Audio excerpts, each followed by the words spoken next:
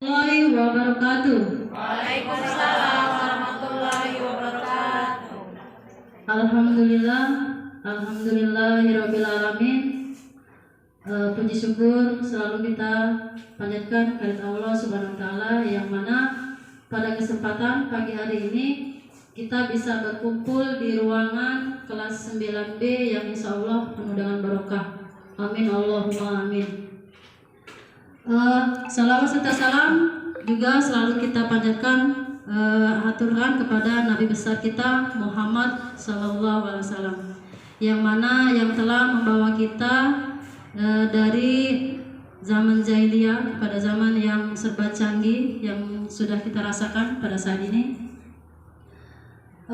Yang pertama yang saya hormati kepala sekolah SMP Negeri 1 Maragitan, Ibu Serkan Agustina, sarjana pendidikan.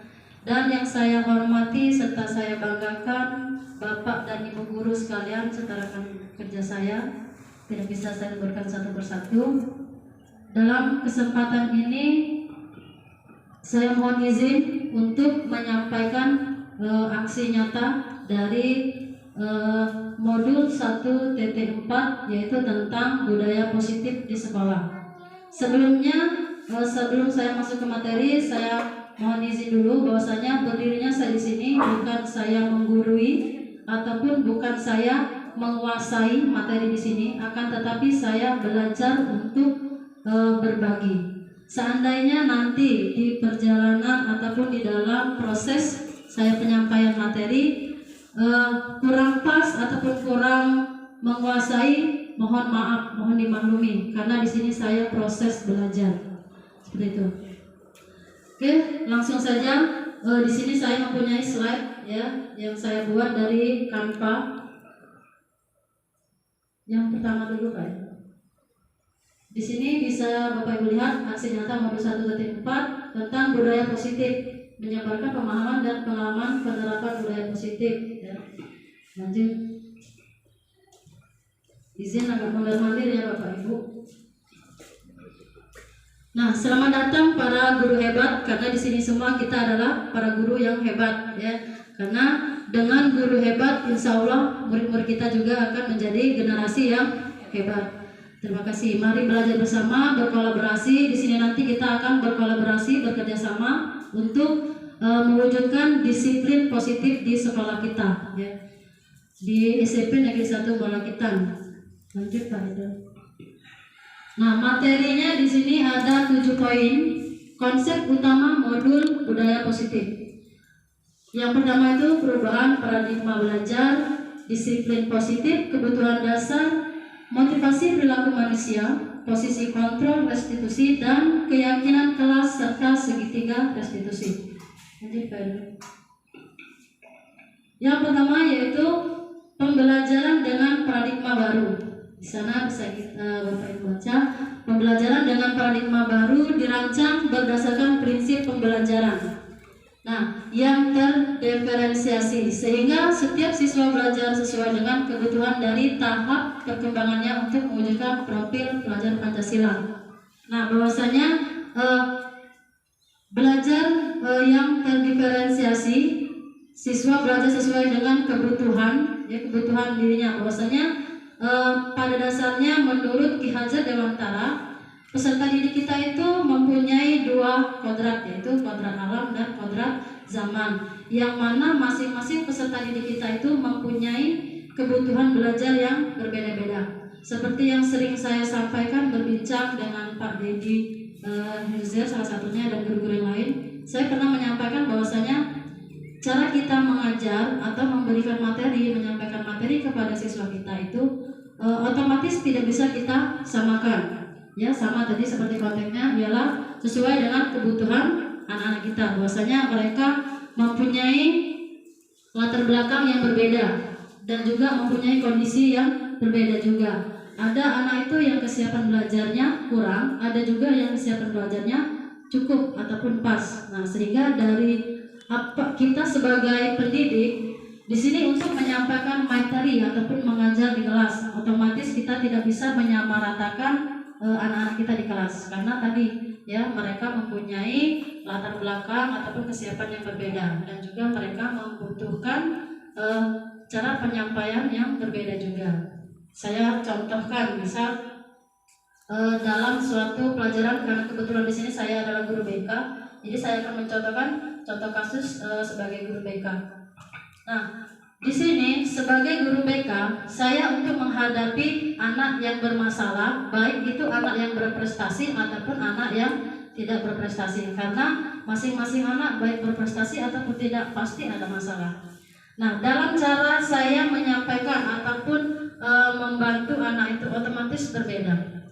Kalau kata kita ada anak itu yang nak dikolok, ada juga anak itu nak yang ditakuti, ada juga anak itu nak ditengoki baik, didiami, ya.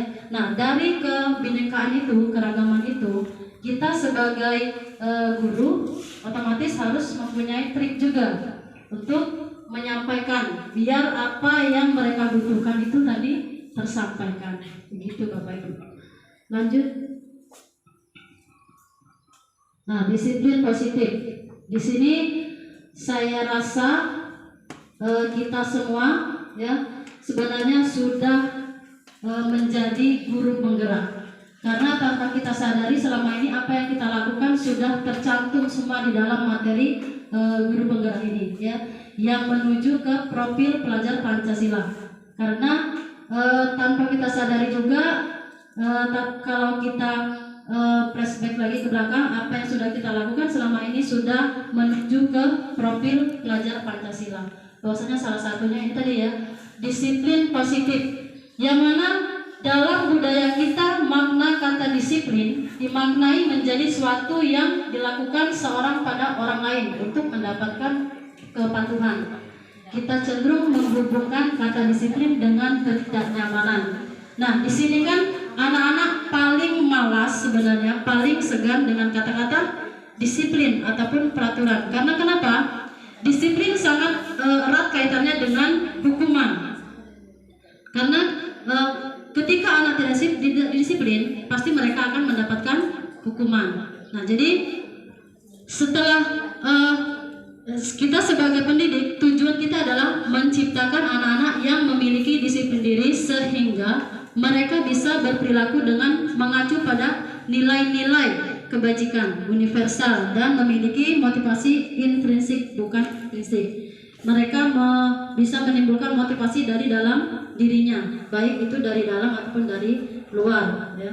Nah, jadi untuk disiplin positif merupakan salah satu cara penerapan disiplin yang bertujuan untuk membutuhkan kesadaran serta memberdayakan anak untuk melakukan sesuatu tanpa sogokan, ancaman ataupun hukuman. Nah, di sini tantangannya adalah kita sebagai guru ini dituntut untuk memposisikan diri sebagai manajer, ya. Sebagai manajer kita itu adalah dituntut untuk menuntun, bukan menghukum. Nah, menuntun di sini itu kadang seperti yang saya sampaikan tadi, tanpa kita sadari kita sudah sering melakukan hal itu. Karena selama ini kita sudah menuntun anak. Yang sering kita lakukan, misal kita memberitahu, oh nak ini loh yang bagus, nak jangan seperti itu, seperti ini yang bagusnya. Nah, terkadang kan ada anak yang bisa nurut, ada anak yang tidak bisa nurut. Nah, itu tergantung trik ataupun cara kita menyampaikannya. Bahwasanya kembali tadi, bahwasanya anak mempunyai kebutuhan yang berbeda-beda. Nah, jadi bagaimana cara kita untuk menyampaikan ke anak bahwasanya disiplin positif itu supaya disampaikan bagaimana. Nah, sedangkan di sini kita sebagai pendidik adalah dituntut untuk menuntun, bukan menghukum. Lanjut, Pak Ibu.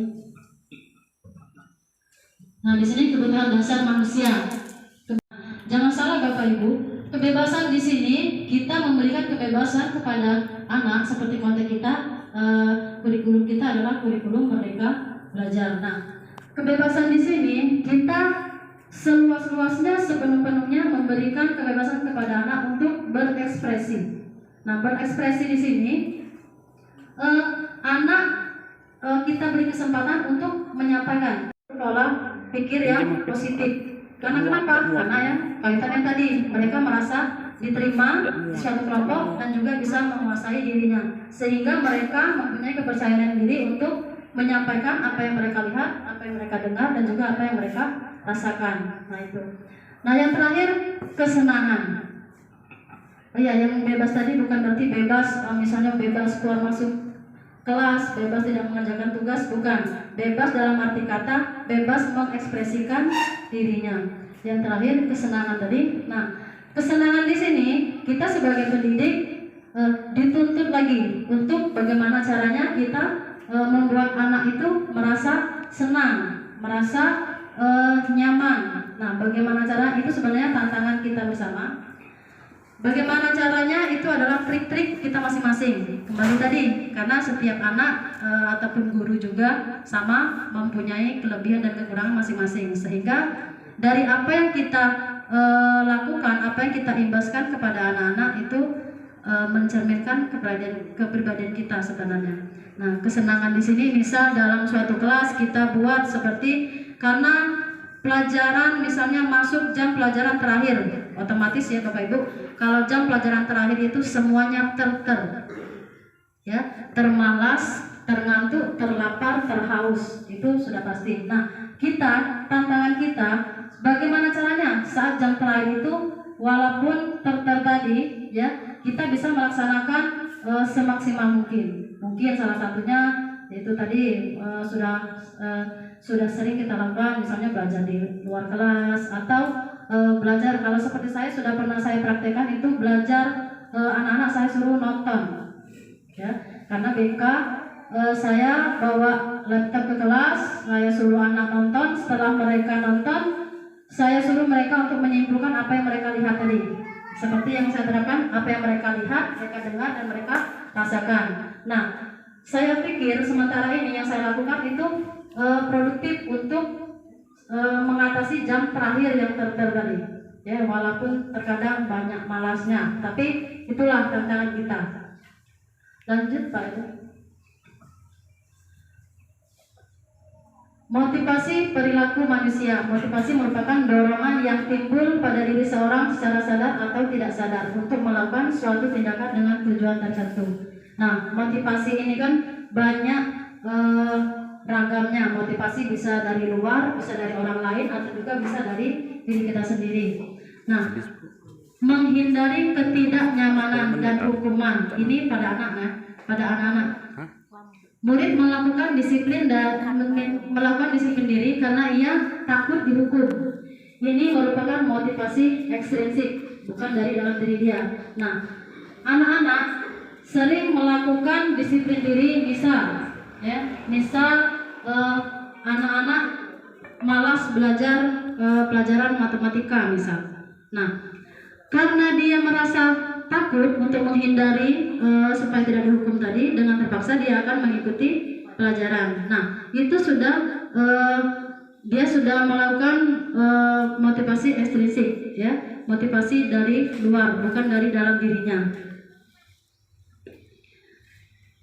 Yang lanjut, mendapatkan imbalan atau penghargaan dari orang lain. Nah, di sini sering anak lakukan juga, ya sering kita temui bahwasanya mereka mau melakukan tindakan yang baik karena mereka mau mendapatkan imbalan, misalnya mau mendapatkan pujian atau mendapatkan sanjungan dari temannya. Apalagi kita kan tingkat SMP, mereka sudah memahami, sudah mengetahui rasa malu, rasa takut, rasa sayang, rasa cinta, dan sebagainya macamnya. Dari dorongan itu mereka akan melakukan hal disiplin diri yang baik karena mau mendapatkan imbalan tadi. Yang ketiga yaitu menghargai nilai-nilai kebajikan diri sendiri. Nah, di sini murid melakukan disiplin diri karena sadar akan nilai kebajikan dirinya, merupakan motivasi intrinsik. Nah, jadi yang terakhir ini jarang sekali, walaupun ada sebenarnya, murid kita melakukan disiplin diri karena mereka menyadari bahwasanya hal itu baik mereka lakukan. Nah, ini adalah kesadaran anak itu yang timbul dari dalam dirinya sendiri, bukan karena dorongan dari ekstrinsik, ya, tapi itu dorongan dari intrinsik dalam dirinya sendiri. Mungkin Untuk materi yang pertama ini cukup, hanya itu yang bisa saya sampaikan. Nanti akan dilanjutkan oleh Pak User, Pak Dedi.